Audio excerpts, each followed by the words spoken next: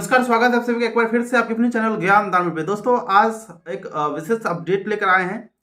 जो भी अभ्यर्थी 1 to 5 में बीपीएससी टीआरई 2.0 का फॉर्म भरेंगे, उसके लिए आज हम तमाम जानकारी आपको हम देंगे। साथ में आपको बताएंगे एक एक करके कि इसकी एलिजिबिलिटी क्राइटेरिया क्या रहेगी, सिलेबस के बारे में बताएंगे, आवेदन की तिथि कब से स्टार्ट हो रही है। वैसे कल लेटर पब्लिश हुआ था, हम अपने व्हाट्सएप ग्रुप और टेलीग्राम दोनों में डालते हैं। आप अगर व्हाट्सएप और टेलीग्राम से अभी तक ज्वाइन नहीं हुए हैं तो डिस्क्रिप्शन में आपको लिंक मिल जाएगा, वहां पर जाके ज्वाइन हो सकते हैं। साथ में आपको चयन प्रक्रिया इसकी कैसी होगी, फिर आगे आपको बताएंगे।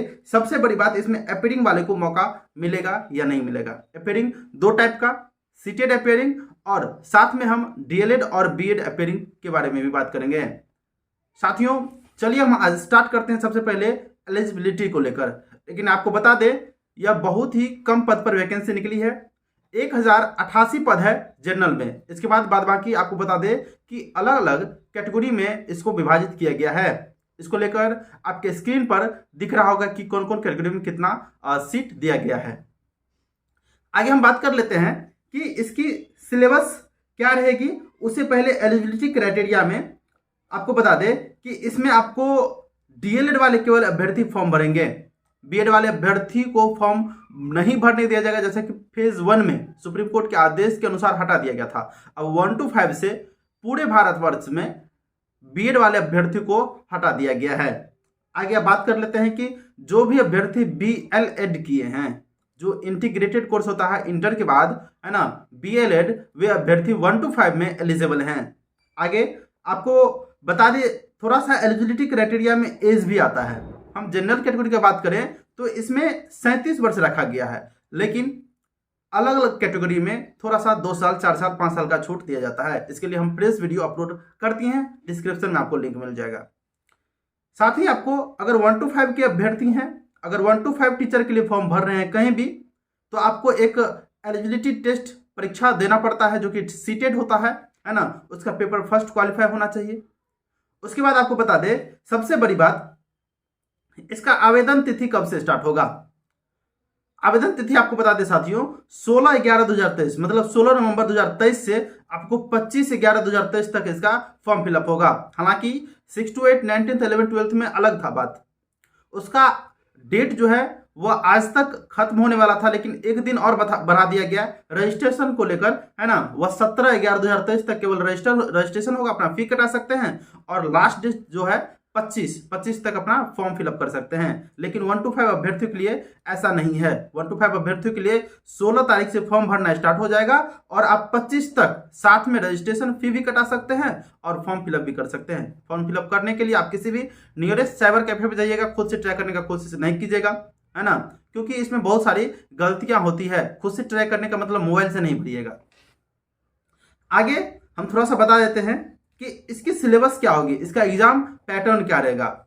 वैसे जो अभ्यर्थी बीपीएससी फेज 1 का एग्जाम दिए थे, उसके लिए तो अलग पैटर्न था एग्जाम का, लेकिन इसमें थोड़ा सा चेंजिंग किया गया है। हम थोड़ा सा बता दें आपको, इससे पहले फेज 1 में जो परीक्षा हुई थी वह 2 पेपर हुई थी। पहला तो लैंग्वेज, जो कि आपको 100 मार्क का हुआ था, इसमें 30 मार्क, है ना, क्वालिफाई का था। और दूसरा मेन पेपर, जिससे आपका मेरिट बनना है ना, उसमें आप जितना अधिक मार्क लाते हैं उसके आधार पर आपका सिलेक्शन होता है। सेम यही बात इसमें भी अप्लाई होता है, लेकिन थोड़ा सा अलग है। इसमें एग्जाम टोटल 150 का होगा और इस 150 को आप 2 भाग में बांट दीजिए, 120 और 30।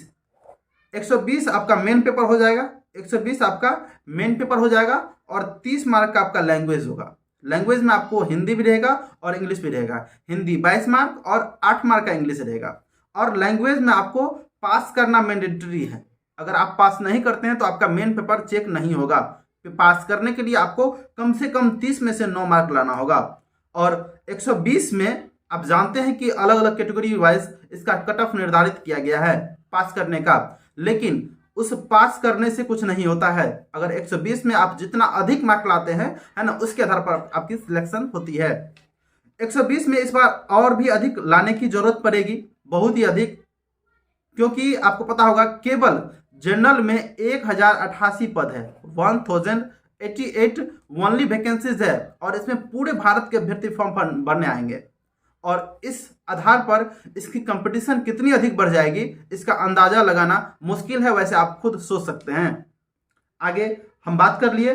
अब थोड़ा सा बात कर लेते हैं कि इसका जो सिलेबस है वह हम आपको तो बता दिए, लेकिन सिलेबस पार्ट में कहाँ से क्या कुछ पूछा जाता है। सबसे पहली बात, जो माननीय अतुल प्रसाद हैं बीपीएससी के चेयरमैन, उसके द्वारा पिछले दिन या आए दिन इंटरव्यू में हमेशा बताया जाता है कि एनसीईआरटी को फॉलो कीजिए और एससीईआरटी को, जो भी सरकारी स्कूल में पढ़ाई होती है उसी बुक से परीक्षा में क्वेश्चन आता है। हालांकि उसका स्तर ऊंचा होता है लेकिन क्वेश्चन उसी टाइप का होता है। यह बस कहने को है, अभ्यर्थी को उलझाने के लिए यह बात कहा जाता है, लेकिन आपको बता दें इसमें पूरा जीके और जीएस पूछा जाता है, मैथ पूरा पूछा जाएगा, साइंस, रीजनिंग, उसके बाद आपको हिस्ट्री, ज्योग्राफी, इकोनॉमी, पॉलिटी और एनसीईआरटी को आप निश्चित रूप से फॉलो कीजिएगा, है ना। इस चक्कर में नहीं पड़ेगा होल एनसीईआरटी। हालांकि समय कम है, होल एनसीईआरटी पढ़ने में आपको थोड़ी सी असुविधाएं आ सकती है।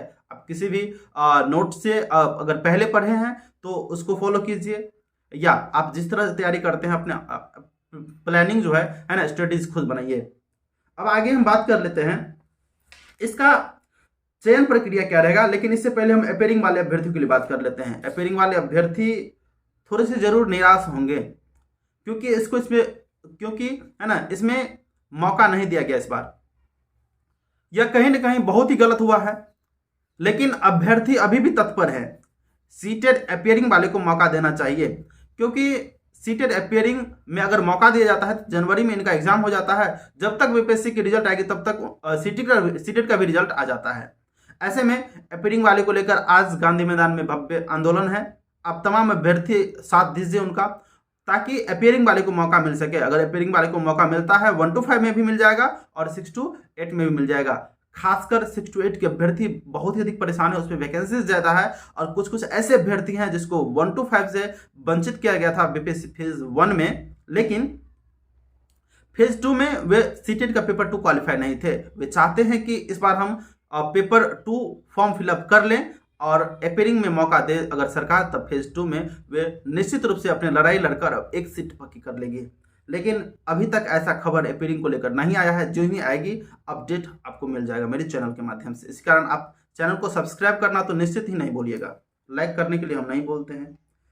आगे देखिए, आवेदन करने के बाद आपका जो लास्ट चयन प्रक्रिया क्या होगा, यह भी हम बात कर लेते हैं। चयन प्रक्रिया बहुत ही आसान है इनका।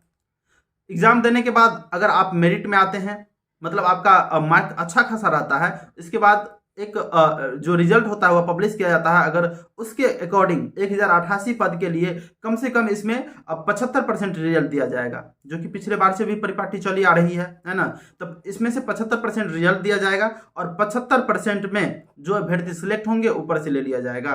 आप जानते हैं कि कंपटीशन फिर से बता रहे हैं कितना टफ होने वाला है।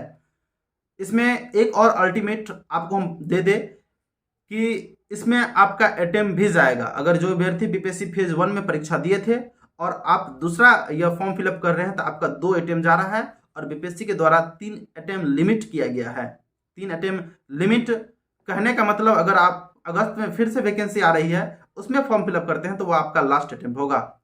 इसमें बहुत से अभ्यर्थी का ऐसा भी कहना होगा कि सर कल्याण विभाग में भी वैकेंसी आई है 1 to 5 को लेकर, तो कल्याण विभाग का एग्जाम और इसका एग्जाम जो बीपीएससी के चेयरमैन बताए थे उसके इंटरव्यू के अनुसार दोनों का एग्जाम एक साथ ही लिया जाएगा। हालांकि मेरिट अलग अलग बनाया जाएगा, तो 2 वैकेंसीज एक साथ आपको एक ही एग्जाम से मिलने को आपको दिख रही है। फिर चलिए हम चयन प्रक्रिया के बारे में आपको नहीं बताएं। चयन प्रक्रिया सिंपल आसान है। अगर मेरिट में आते हैं तो उसके अकॉर्डिंग आप जो डिस्ट्रिक्ट अलॉट किया जाएगा, जिसको आप 3 जो चॉइस डिस्ट्रिक्ट होता है ना, उसके अकॉर्डिंग आपको डिस्ट्रिक्ट दिया जाएगा। फिर आगे जो इंडक्शन ट्रेनिंग होता है करते करते आपको ज्वाइनिंग अवबंधित लेटर दिया जाता है। साथ में अब मेरे हिसाब से कोई भी जानकारी इसमें नहीं रहा फिलहाल। जो भी जानकारी आपको शक संदेह है तो कमेंट बॉक्स आपके लिए दिन रात खुला रहता है, कमेंट कर सकते हैं। आपको रिप्लाई देने के लिए हमेशा तैयार रहते हैं। Thank you. वीडियो में तक बने तो